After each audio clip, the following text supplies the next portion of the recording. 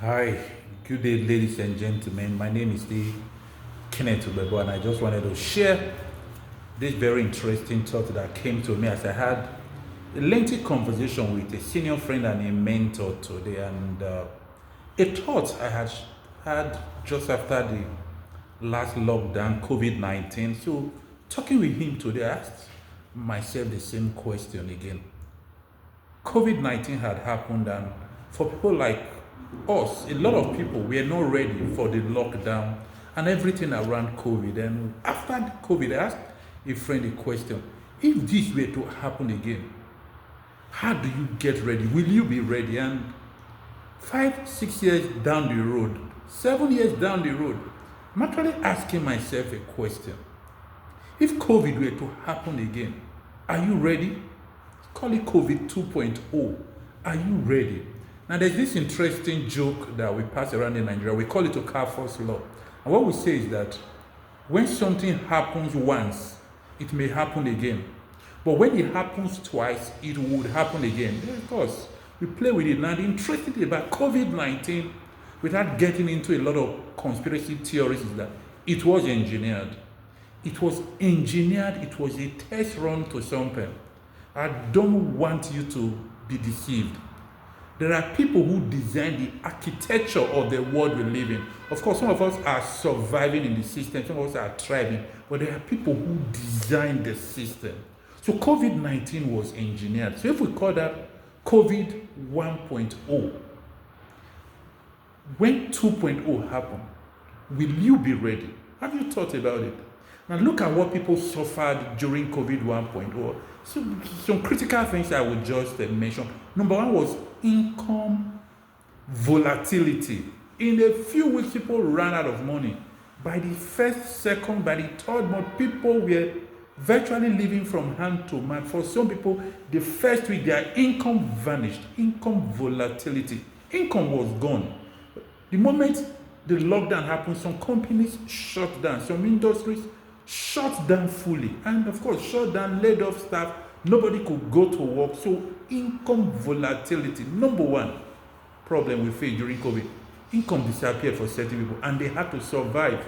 Of course, after COVID, some people didn't get their jobs back. No, some jobs were wiped out after COVID. Some businesses did not recover after COVID. All of the intervention, all the help from here and there, some people didn't recover. So some businesses were wiped out. Income disappeared. Now, another thing that happened during COVID was supply chain fragility.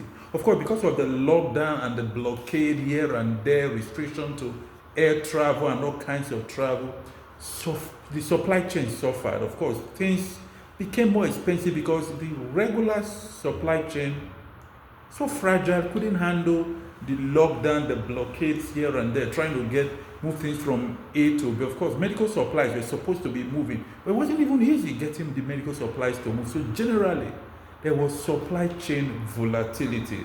And then healthcare access. Of course, for third world countries like Nigeria, that's a major problem. But even in developed countries, healthcare access was a problem. You find hospitals being full, overflowing, people lying on the lawn, and all kinds of things. Emergency services, doctors overwhelmed. The whole healthcare system wasn't designed to handle that much people in that short time. That never happened. So there was a problem with healthcare access. Now, on a national level, we are not ready for a 2.0. But on a personal level, have you thought about getting yourself ready for 2.0? I'll leave up with a few pointers.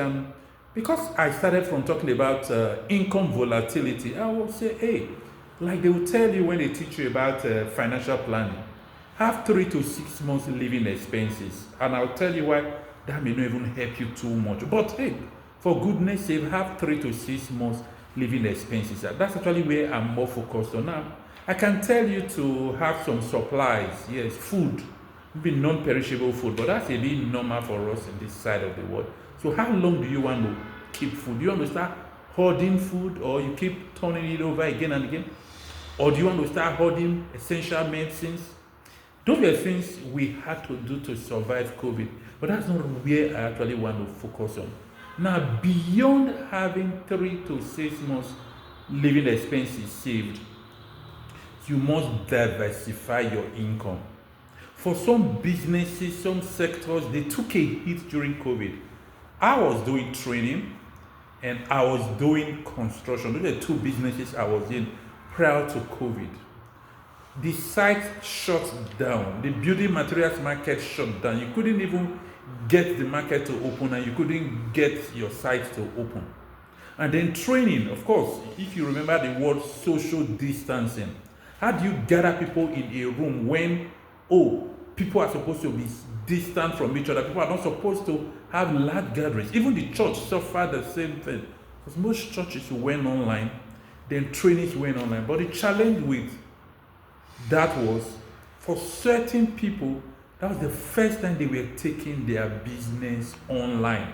It was difficult to just get into the online space and start to earn an income. You needed to build the capacity, you needed to get the gadgets were not easy, and then of course you needed to build capacity for what you were doing, and then build an audience before you can turn an income or turn a profit. So what am I saying in essence? If a COVID 2.0 is coming, you had better get ready. Diversify your income. Everything should not be brick and mortar. You should earn digitally. You should actually save digitally.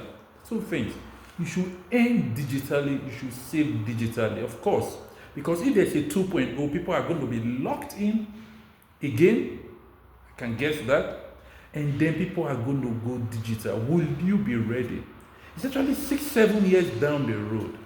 If there is a COVID 2.0, my simple question is, will you be ready? It may not be a COVID, it may be a similar thing. And like I said earlier, COVID 1.0 was engineered. And the people who engineered 1.0 have not let up. They are still in their labs, they are still in their workshop, they are still in their boardrooms, engineering the next world, attempt at control, which was what COVID was all about. They are hell-bent on it. I can promise you that. I don't want to mention names. That's for a different video entirely. I can't dive into that right now. But understand that COVID 1.0 was engineered. And the people who engineered 1.0 are working on the next COVID 2.0.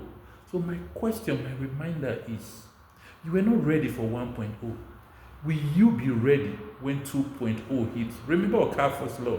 If it happens once, it may happen again. I'm not saying it will, I'm saying it may. And if the engineers are re-engineering a 2.0, 3.0, it will likely happen again. And if these things are so, how are you supposed to live your life? And I said, get digital. I don't care what business you are currently doing. Find a way of earning digitally, find a way of keeping money digitally. Because if 2.0 hits, we don't want to be caught off guard. And don't assume that, you will survive somehow, some way. It could be tougher, it could be different, it could be not exactly what you expect, but I'm sure if you do consciously prepare for 2.0, you actually fare better than how we did in 1.0 when nobody was prepared. So if COVID 2.0 hits, will you be ready? Thank you. My name is Kenneth Ubebo. I just thought to share this thought while we all get ready. If it does happen, you are good to go. If it doesn't, of course, you are a lot better for it. Thank you very much.